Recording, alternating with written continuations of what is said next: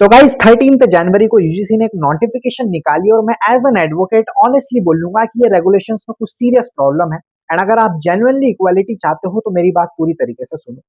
देखो ये रूल्स ऐसे ही नहीं आए। 2019 में दो मदर्स रोहित वेमुला और पायल तड़वी सुप्रीम कोर्ट में अप्रोच किया क्योंकि उनके बच्चों ने कैंपस में कास्ट डिस्क्रिमिनेशन फेस करके सुसाइड कर ली थी। Heart breaking right.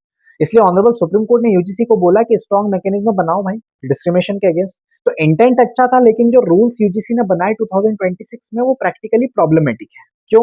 पहली बात, यहाँ कास्ट बेस्ड डिस्क्रिमिनेशन की डेफिनेशन आप देखो, सिर्फ एससी एसटी ओबीसी को कवर किया है। मतलब अगर जनरल कैटेगरी का स्टूडेंट कास्ट डिस्क्रिमिनेशन फेस करे तो वो प्रोटेक्टेड नहीं है। तो ये डिस्क्रिमिनेशन के अगेंस्ट लॉ है या सिलेक्टिव प्रोटेक्शन?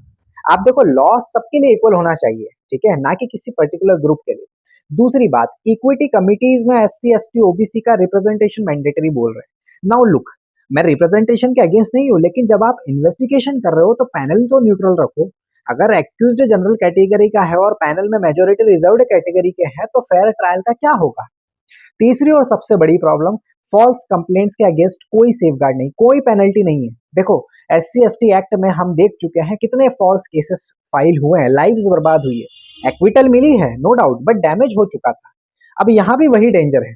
और 24 आवर्स में आप कमिटी मीटिंग की बता रहे हो कि 15 डेज में रिपोर्ट करो, तो इतनी जल्दी में प्रॉपर इन्वेस्टिगेशन कैसे होगी? रश में इनोसेंट लोग फंस सकते हैं।